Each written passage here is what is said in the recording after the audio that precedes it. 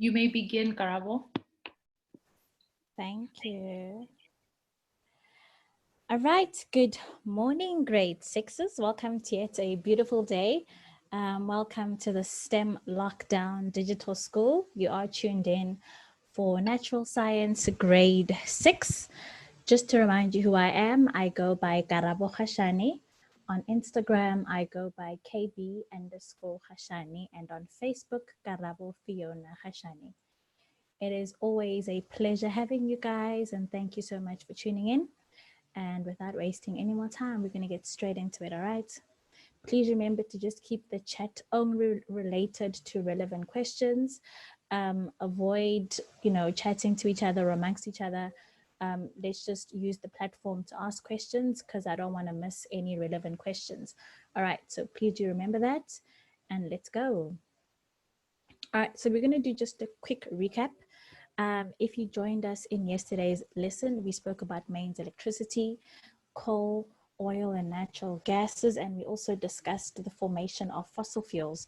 All right, how fossil fuels came about and their importance, as well as coal and what it is that we actually use coal for. All right.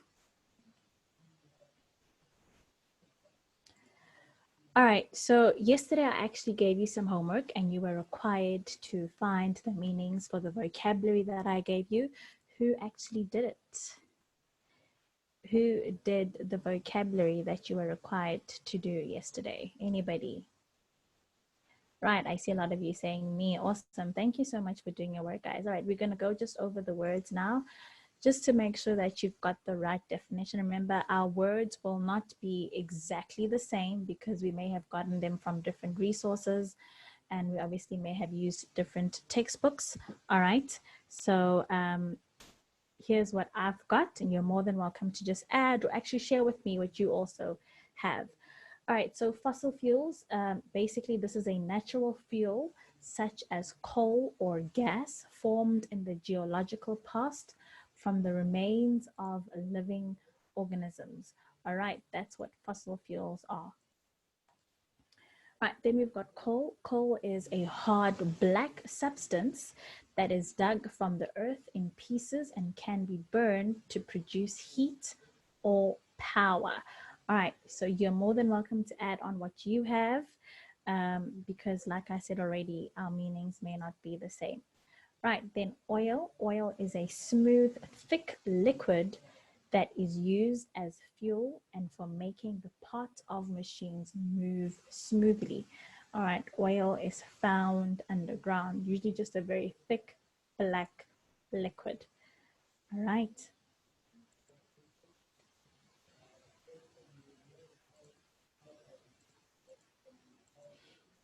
All right, natural gas. A natural gas is like all fossil fuels. It is a non-renewable source of energy formed in the earth over millions of years. All right, it is the earth's cleanest fossil fuel. It is colorless and odorless, meaning it doesn't have a smell when it's in its natural state. So when it hasn't been processed, so in its natural state, it is colorless and odorless. All right, a power station. A power station is an industrial facility for the generation of electric power. So this is the area where we rely on our electricity and where we expect to get our electricity from power stations. All right. All right, Matlodi, I will just give you some time to copy. You remember it is going to be just a bit hard to copy word for word. Because we are working with time, but I'll definitely give you some time just to copy that down. So yeah.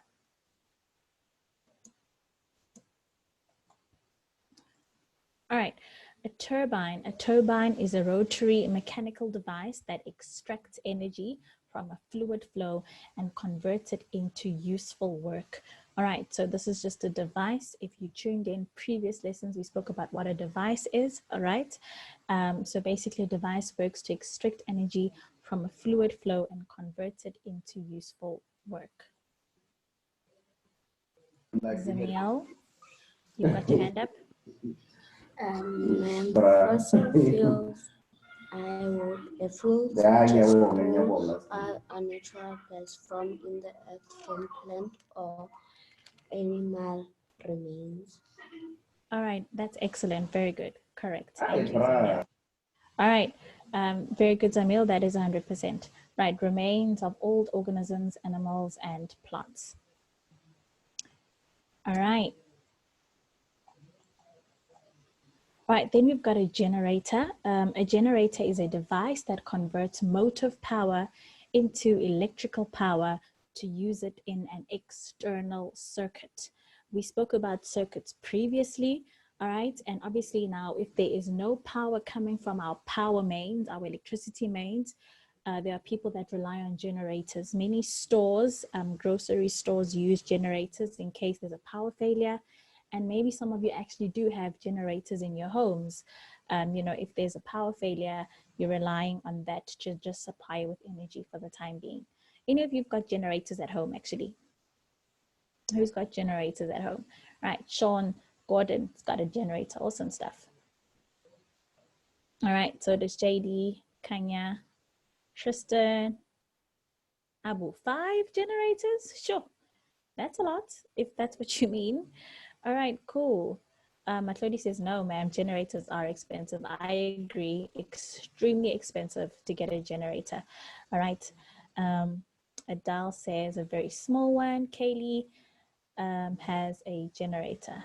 All right, thank you for that, guys. All right, I don't have a generator. So when there's no electricity, I'm in the dark until it comes back. That is me.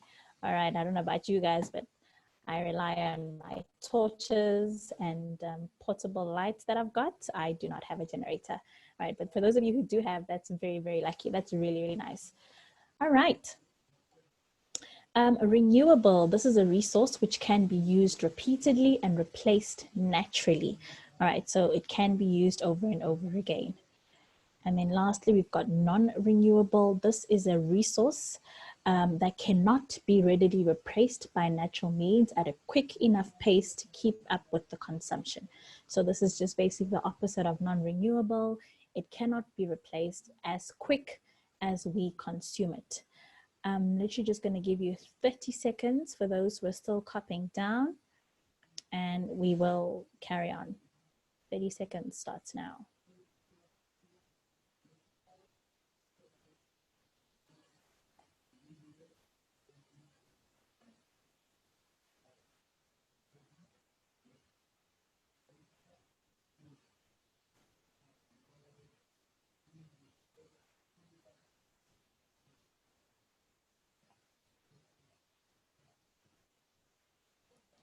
That was a 1 more minute. Oh my goodness. I'll give you 40 seconds. All right. And I can always just come back to it.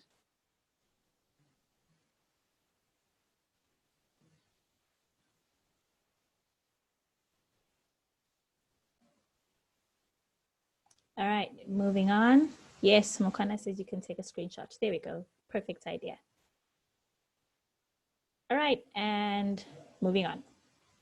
All right, so today at the end of this lesson, you are expected to know where electricity comes from. Just also, you know, just going to touch on some fossil fuels and why do we save energy and how can we do it? And why are illegal electrical connections so dangerous, and what is the difference between renewable and non-renewable? Just like I said yesterday, this is going to be a continuation lesson, so you need to obviously be in every lesson to understand where we are going. So every day we are moving on onto new topics, but related to electricity and fossil fuels, all right, and energy. All right, now the main supplier of electricity in South Africa is Eskom. All right, now Eskom does not have any competition, all right?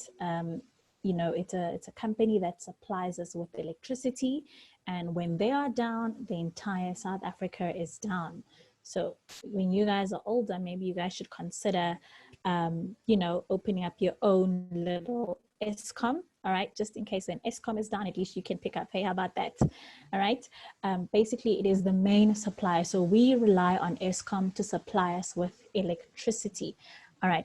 And who can maybe give me the term for a business or a company that is the only one. It doesn't have any competition.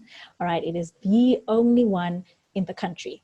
All right, so something like Vodacom has competition like MTN and Cell C, but what about Eskom? What do we call those companies? That's just something out of the ordinary. For someone who actually knows, oh my goodness, and Jackie said monopoly. Very good, Jackie De Silva. Thank you so much. You're 100% correct. It is called a monopoly. Yay! Awesome stuff. All right. Now, Eskom uses mainly coal to produce energy for industrial and household use. So we rely on Eskom for our own household use and industries. Lots of businesses rely on Eskom. So we're just basically going to look at the steps as to how electricity is actually made from coal. All right, so first of all, coal is transported from a coal mine to a power station. All right. So from a power station, coal is transported. All right. Then at the power station, the coal is grounded into fine powder, right? It's called pulverized. So the coal then, like just as much as if you had to make I'm trying to think of something, like if you're trying to make crushed biscuits or making a cream cheesecake, you would need to take the biscuits and crush them into small powder. So that's what happens with the coal. It is grounded into very, very fine powder. The grounded coal then goes into a container where it is burned. All right. The heat generated from the burning coal is used to boil water in a huge boiler. All right. And then the boiling water produces steam that turns a turbine, which we just did previously. Now, obviously, a turbine is just a very big wheel that turns. All right. And then the turbine is linked to a generator, which is used as coil to produce energy. All right. So basically, it starts off with just having these big chunks of coal. Eventually, they are then crushed into very fine powder, put into a boiler, and in that way, it gets burned to actually produce us with the energy that we need. All right, now from the generator, the electric current is transported or rather carried by a system of electrical transmission lines, which are also called power lines, which you would always see at mains electricity, power lines hanging towards very, very large power stations. All right, and that's what we rely on to supply us with electricity. All right, and I see Dr. Carl Johnson saying that my uncle works at Eskom in Cape Town. All right, that is very, very interesting. All right. All right. We can always just come back to the slides. And remember, you cannot copy word for word. You're just going to have to take down notes of the very important points that I've mentioned.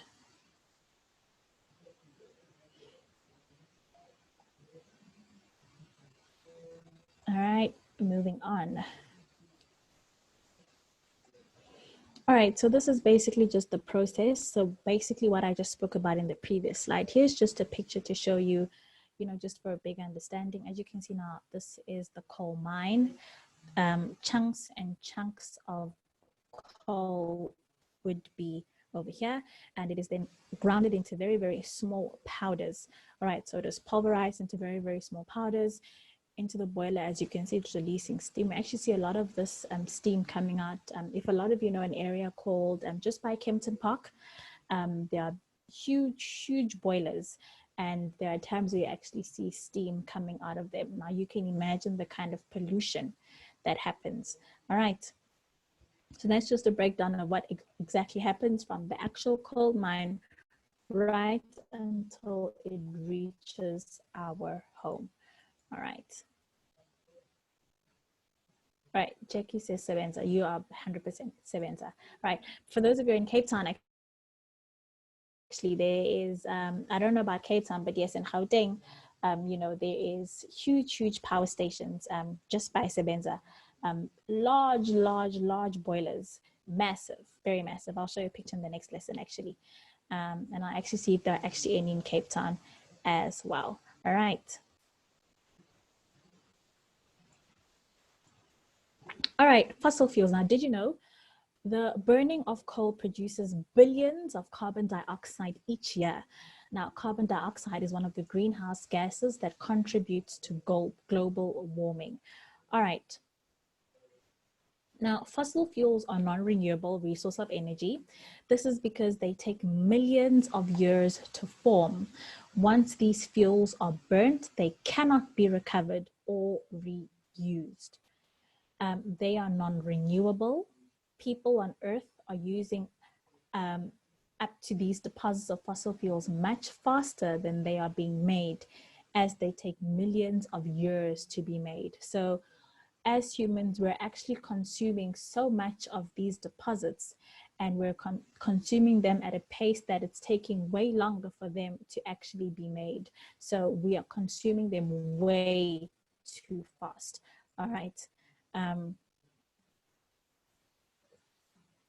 All right, now a power station releases smoke that is given off when the coal is burnt. All right, so as you can see in the picture below, that is a whole lot of smoke that has been given off, and smoke that is actually going into our, into our air, which contributes a lot to global warming, right? And that is obviously what we call air pollution. But, the downside is that we do need electricity for survival. I mean, a couple of days ago, I actually asked some of you, how would life be without electricity? Imagine how devastating it would be. Some of you said would be really, really hard. You wouldn't be able to play games on your phone because you can't charge your phone. All right. So it would have been really, really hard without electricity. So we do rely on coal to provide us with the energy that we need.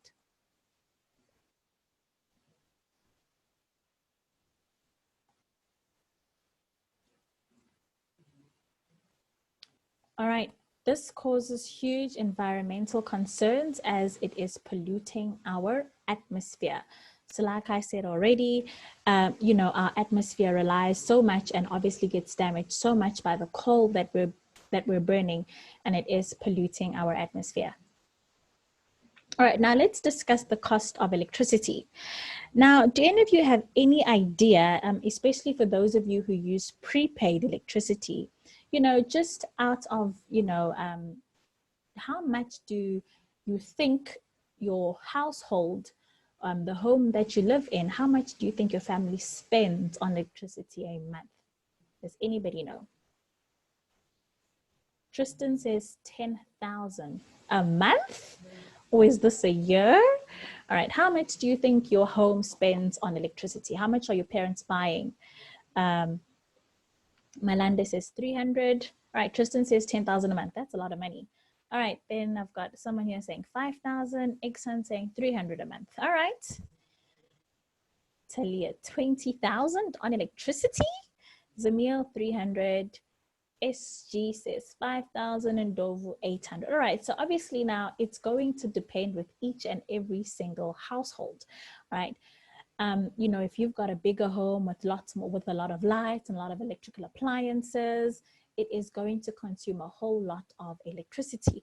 All right, now your prices that you guys bring up, it's a whole lot. All right, 16,000. Are these figures you're giving me a year? Is it a month? Is it a week? Gona says 1,000 a month. All right, reasonable. All right, reasonable. And obviously, it's very, very different from every household.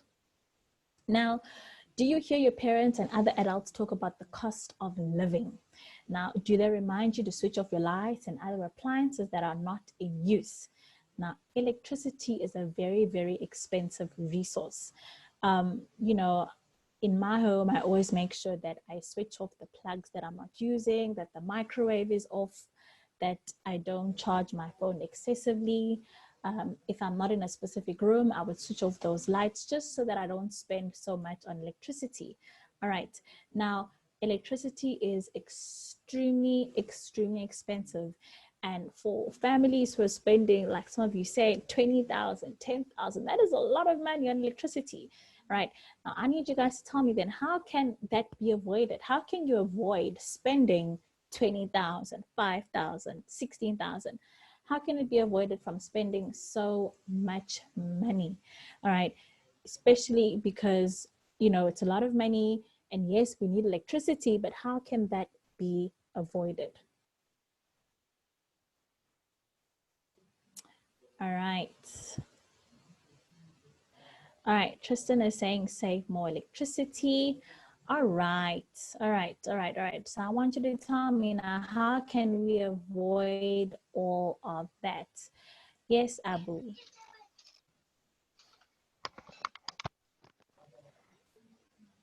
Abu, are you there? Nope. All right. Luandle.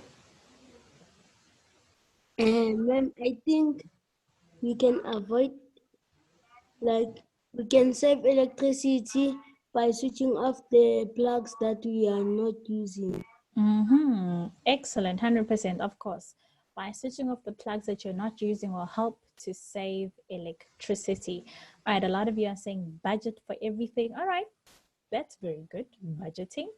By switching off appliances and lights that you're not using, turn off electrical devices or appliances when not in use. All right, so a lot of you actually have an idea as to how we can use less electricity. All right, excellent. So now you can tell me, why do you think electricity is expensive? Why is it even so expensive? Why is electricity expensive? Zamili, do you want to answer me as to why is it expensive? It's part of the pipeline. One It's because it is expensive one step there is running the unit test. If the unit All test right, fails, I heard you. I think I'm hearing your guardian or dad more than I can hear you. But yes, because it's much more expensive to make and obviously very, very hard. All right, Luandle, you got your hand up again. Why is it expensive? because there's a high demand. All right, that is a very good word because there's a high demand. Then I've got somebody, I've got no idea, but I will unmute you. What is your name and why is electricity expensive? Ma'am, my name is Aletu, ma'am, and electricity is expensive because some people use it more than we do, and that increases the cost that they have to pay. Interesting. Thank you, Oletu. Thank you so much for that. All right, awesome. Adele, you had your hand up. No, it was Kaylee. Sorry, Kaylee. Yes. Ma'am, it is expensive because coal is a non-renewable source. Excellent answers. Oh, sorry. Yes, and carry on. No, ma'am, never mind. All right, cool. Thank you. All right, because it is a non-renewable resource, 100%. All right, and I see some of you saying that because we use fuel that takes lots of years to form. Very good. Malande saying because it costs to generate. All right, 100%. All right, very, very good.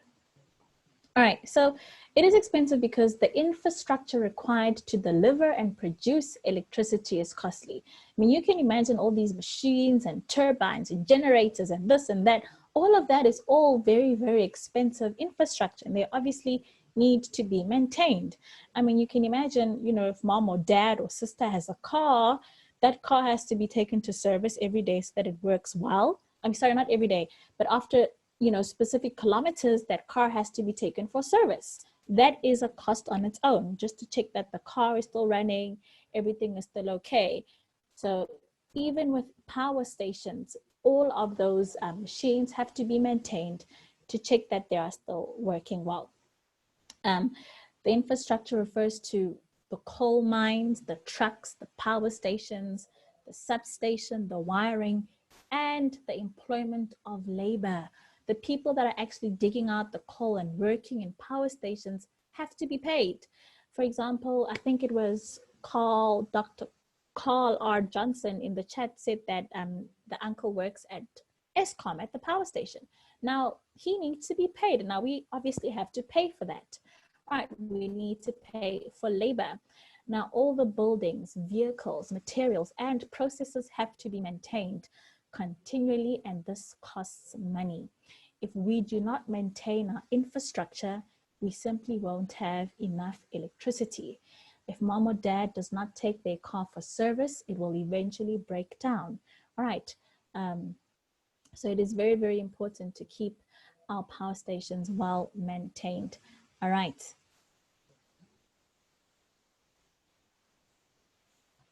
All right, Jackie. See you tomorrow. Goodbye. Now, some appliances use a lot more energy than others. For example, a geyser uses a lot of electricity to heat the water. Now, I want you to think about your own home, where you are right now, and what do you think uses up the most electricity in your household? What uses up the most electricity in your household?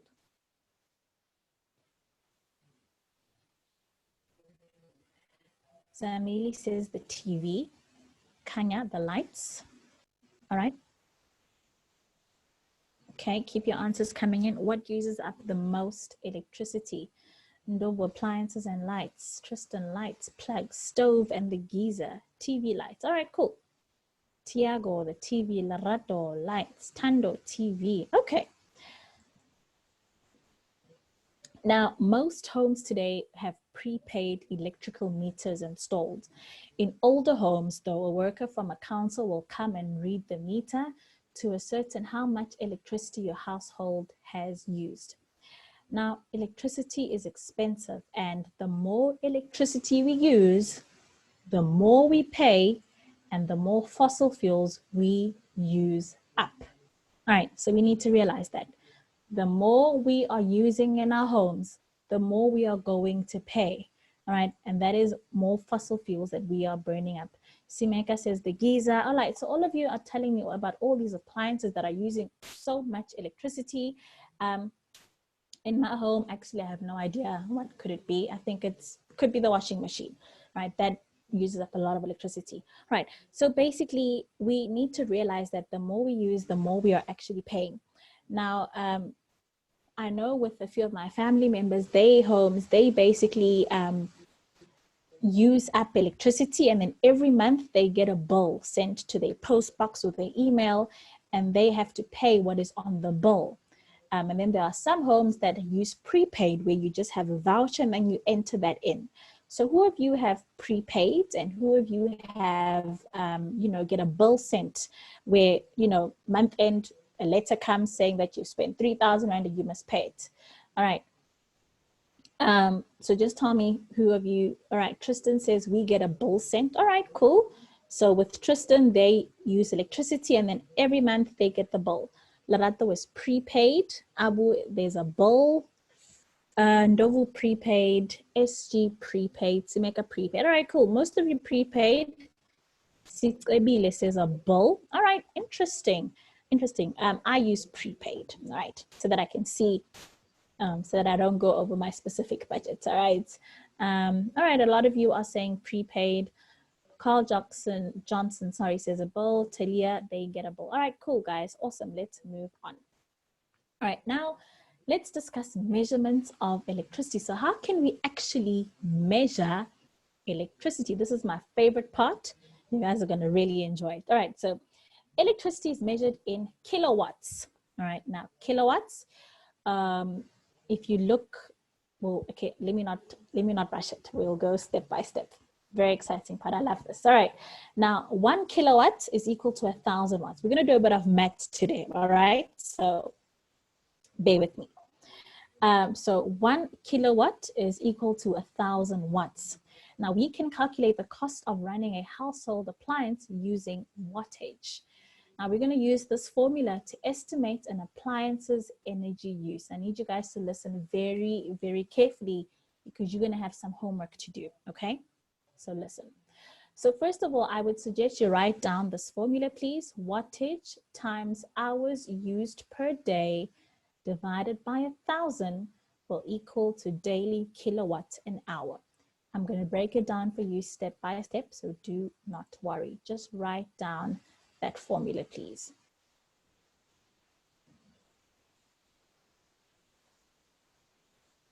All right, now kilowatt consumption. So we basically multiply this by the number of days you use the appliance during the year for the annual consumption in kilowatts per year.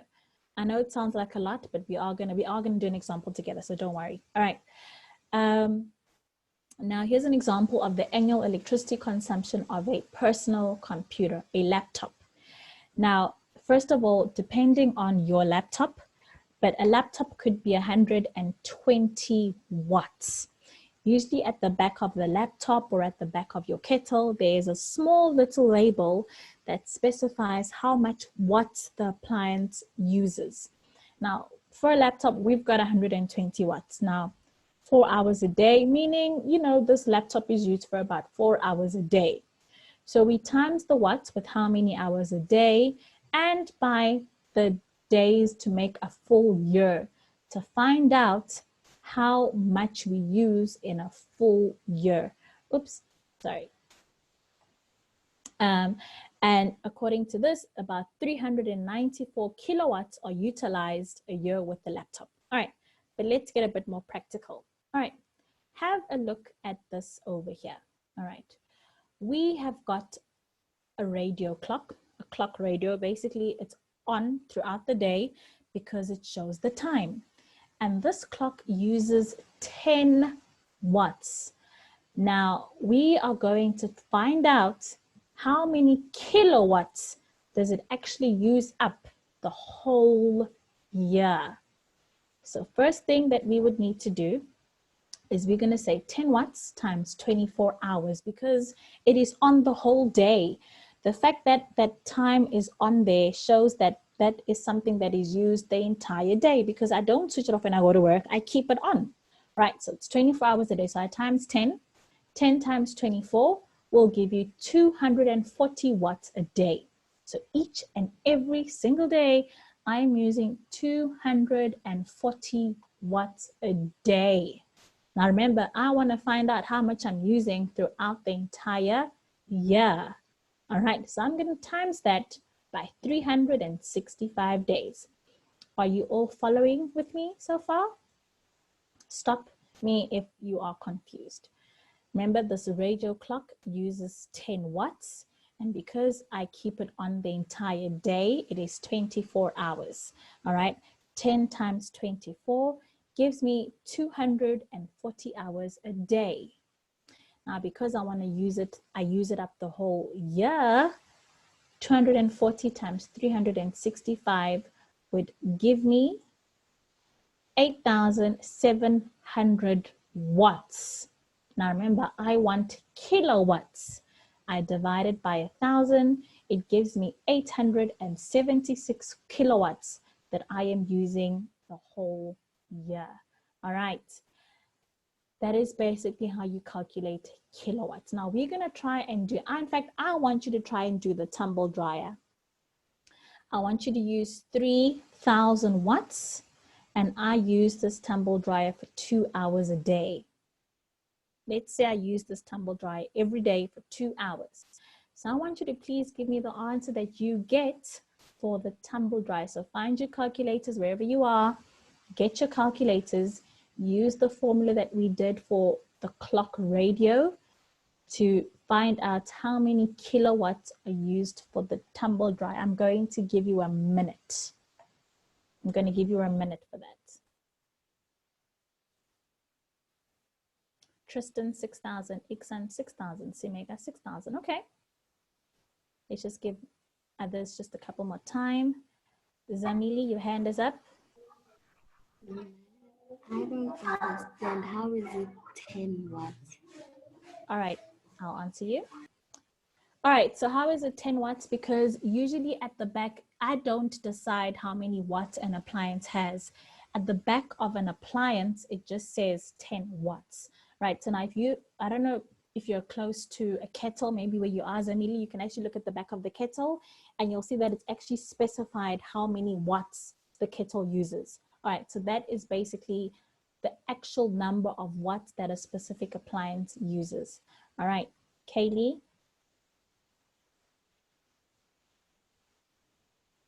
Kaylee, are you there?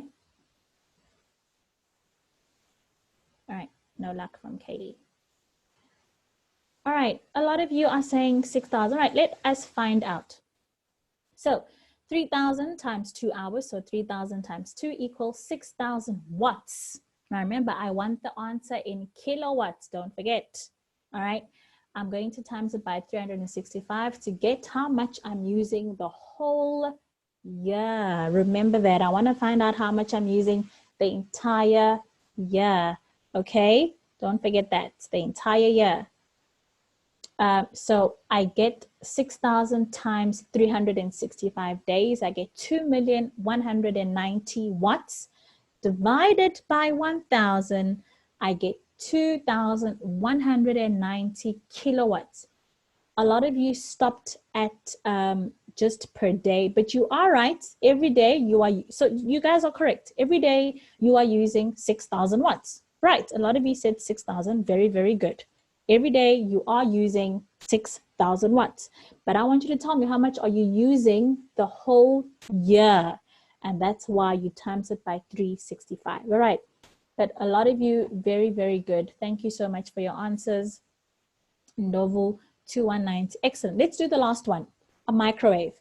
It's 900 watts for 6 hours, but tell me, how much am I using the whole year?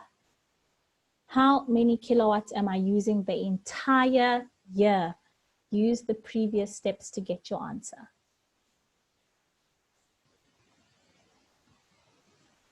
I'll give you a couple seconds for that.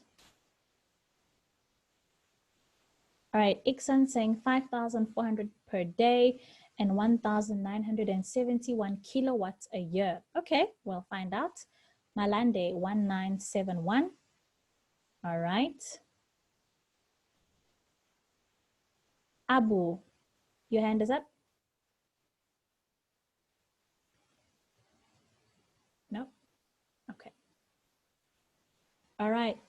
197. All right, let us find out. So what we're going to do, 900 times 6 hours, we get 5,400. All right, that's how much we're using every day.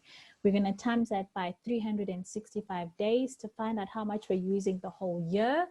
We get 1,971,000, but we divide it by 1,000 to get kilowatts, and you are correct. 1,971 kilowatts is what we are using a year. Well done, guys. Excellent stuff. Kamo, your hand is up. Nope, nothing from Kamo. JD. Ma'am, how do you get the watts? Sorry?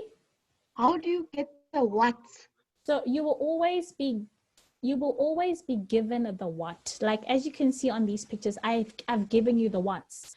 The radio clock uses 10 watts, so the watts will always be given to you.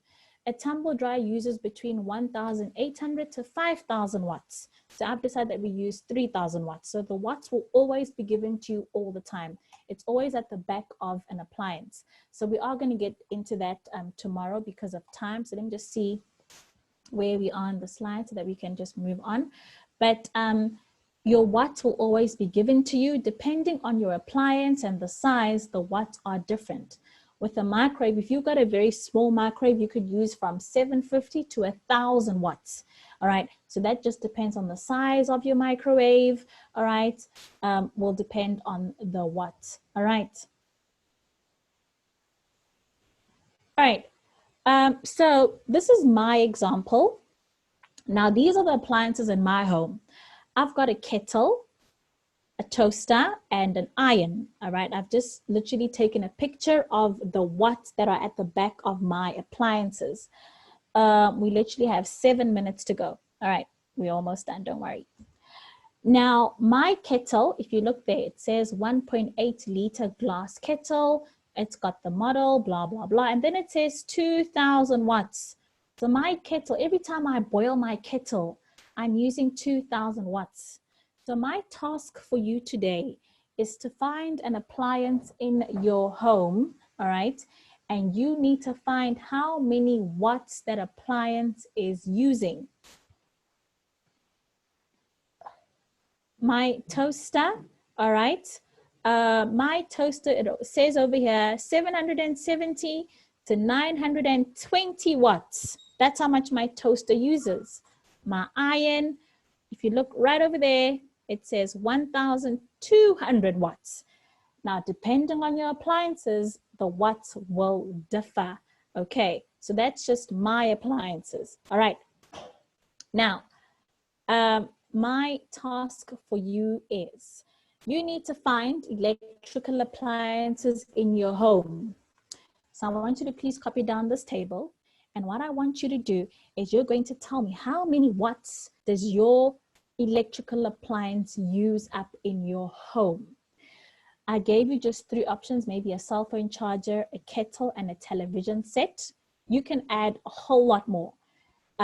Just write down how many watts. So just looking at the previous picture, if you look underneath, it says it's got a figure and it's got a big capital letter W. So your task is to find all the electrical appliances in your home, and you are required to write down the watt for me. All right. Write down how many watts each electrical appliance uses up. All right. That is your homework. I've given you 3 that you can use. You're more than welcome to use more than that. All right.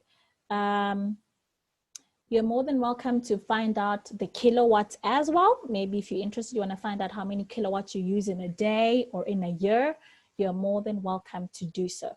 All right. Very quick. Basically, we need to obviously discuss how we can save electricity and how we can avoid, how can we help our parents from spending so much electricity. Right. I will just touch a bit more on this slide tomorrow. Here's some helpful links. I will also post the slide again tomorrow because it was a bit of a lengthy lesson today. Very, very lengthy. But tomorrow we're going to discuss illegal connections. All right. But we're going to start off with discussing watts. I'm going to start off by just breaking down the watts again for you. And then we will move on to illegal connections. Thank you so much for being amazing, guys. You can actually send me your work through that email that you see over there. With all your electrical appliances and your watts. Please do send through your work. Just take a picture and send me your work about your electrical appliances and how many watts you are using. All right, thank you so much, guys, for tuning in. I'm gonna take the last hand. Zamili, your hand is up. Nope, you took it down. All right, cool. Guys, thank you so much for being amazing. Sorry for such a long lesson. I will see you tomorrow, same time. And goodbye. Have an awesome day.